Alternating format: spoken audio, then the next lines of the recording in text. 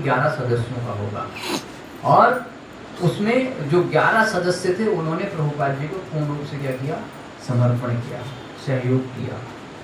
और प्रभुपाद जी ने अपने अंतिम समय तक 12 वर्ष में 14 बार पूरे विश्व की क्या की, परिक्रमा की। चाइना में जब प्रभुपाद जी गए प्रचार करने के लिए तो उनके पास कोई वहाँ पर पहली बात तो चाइनीज़ था और कोई ऐसी व्यवस्था नहीं थी। रशिया गए तो रशिया में ऐसी कोई व्यवस्था नहीं थी। एक लड़का उनको मिल गया और लड़का मिल गया तो उसने पूछा कि स्वामी जी आप क्या खाएंगे? बोले मैं खाता तो कुछ नहीं, अगर सब्जी उब्जी कहीं मिल जाए तो ले आओ। तो वो सब्जी लेकर के आया तो प्रभुपाद जी ने उस सब्जी को बना करके उसको खाया और उसी एक ही दिन में प्रभुपाद जी ने उस लड़के को क्या बना दिया, भक्त बना दिया, एक ही दिन में। हाँ, और उसको बोला कि तुम जैसे भी कैसे भी हो सकता है, तुम क्या करो, इस हरि नाम का प्रचार करो। अब रशिया में उस समय पर ओपनली आप कुछ नहीं कर सकते थे क्योंकि कम्युनिस्ट का दौर था और वहाँ पर किसी अन्य धर्म के लिए बात करना भी गैर कानूनी अपराध था। तो उस लड़के ने क्या किया, सॉल्टेड ब्रेड नाम से वो पुस्तक है, आप लोग पढ़ेंगे तो आपको पता लगेगा क्या संघर्ष था। तो वो लड़का क्या करता था, वो लिखता था प्रभुपाद जी को बुक्स को, भगवद गीता को एक पेज पे लिखा और पेज पे ले जा करके चलते चलते चलते चलते उस पन्ने को वो सड़क पर क्या कर देते थे, गिरा देते थे। चलते चलते, अब आप ओपनली तो प्रचार कर नहीं सकते क्योंकि बैन है वहाँ पर, आप प्रचार करेंगे आपको जेल में डाल दिया जाएगा। तो वो चलते चलते सड़क पर जो पेपर लिखा होता था उसको आप प्रिंट भी नहीं करा सकते थे क्योंकि वो भी बैन था। तो चलते चलते उस पेपर को क्या करा, गिरा दिया और जो कोई भी उसको पढ़ेगा वो क्या करेगा, भक्त बन जाएगा। ये प्रभुपाद जी ने उसको समझाया गया था।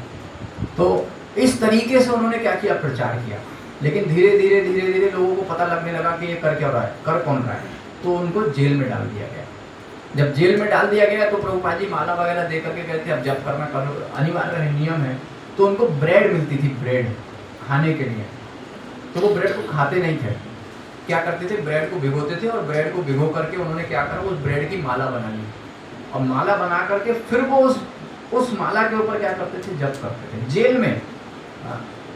सॉल्टेड ब्रेड नाम से वो पुस्तक है और बहुत प्रसिद्ध, बहुत बढ़िया एकदम। उसका रियलाइजेशन उन्होंने लिखा है कि जेल में होने के बाद भी, अत्यंत प्रताड़नाएं सहने के बाद भी उन्होंने भगवान कृष्ण के नाम को नहीं छोड़ा और अपने गुरु के प्रति आशा नहीं छोड़ी। और उसका परिणाम आज रशिया में दुनिया में सबसे ज़्यादा मंदिर है और रशिया में सबसे ज़्यादा भक्त है आज की तारीख में। और वो देश जहाँ बिल्कुल कम्युनिस्टों का देश था, आज हरे कृष्ण के लिए जाना जाता है और लोग सड़कों पर हरिनाम संकीर्तन करते हैं। साइबेरिया एक देश है जहाँ पर -70 डिग्री टेम्परेचर रहता है। उस -70 डिग्री टेम्परेचर में भक्त लोग रहते हैं और प्रचार करते हैं, हरे कृष्णा कृष्णा कृष्णा हरे हरे, हरे राम राम राम। तो विश्व का ऐसा कोई कोना नहीं है जहाँ पर हरिनाम संकीर्तन ना हो रहा हो। ये प्रभुपाद जी की विशेष कृपा है। 1966 में इस्कॉन बना देने के बाद इतना संघर्ष प्रभुपाद जी ने झेला है बॉम्बे के अंदर। बॉम्बे में जो मंदिर की जगह थी प्रभुपाद जी के पास, तो जो देने वाला भक्त था वो ये चाहता था, नायर करके एक व्यक्ति थे, तो वो चाहते थे कि प्रभुपाद जी को जैसे तैसे करके इस जगह को क्या करा दिया जाए, खाली करा दिया जाए। तो जब रात को खाली कराने का समय आया तो प्रभुपाद जी के शिष्य थे गिरिराज महाराज।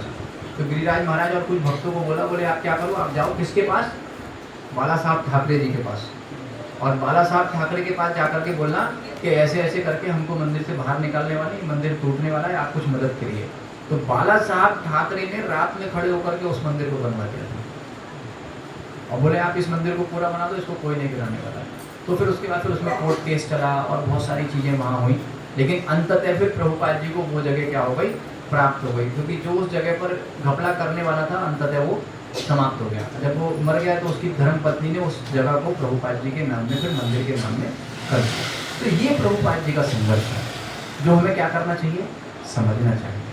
हाँ, वृंदावन में जब वृंदावन की जगह प्रभुपाद जी को मिली रमन रेती में, तो उस जगह पर जंगल ही जंगल था और प्रभुपाद जी ने एक भक्त को क्या करा, वहाँ पर रिकमेंड कर दिया कि आप बैठो वहाँ पर और मंदिर को बनवाओ। तो उस भक्त ने प्रभुपाद जी से बोला कि मैं यहाँ पर भगवान का नाम जप करने के लिए और शास्त्रों का अध्ययन करने के लिए आया था, लेकिन आप मुझे मंदिर बनाने के लिए बोल रहे हो, ये ईंट बजरी बजर फुट सीमेंट के कट्टे गिनने के लिए आप मुझे बोल रहे हो, मैं इसमें थोड़ी ना आया हूँ यहाँ पे। तो प्रभुपाद जी ने बोला this is your duty, don't chant anything, जप मत करो, ये मैं बोल रहा हूँ, ये तुम्हारी सेवा है, तुम इसको करो। उन्हें समर्पण कर यस प्रभुपाद। तो ये हमारे प्रभुपाद। और आज वो मंदिर 1975 से लेकर के आज श्री श्री कृष्ण बलराम मंदिर पूरे विश्व में जाना जाता है ना।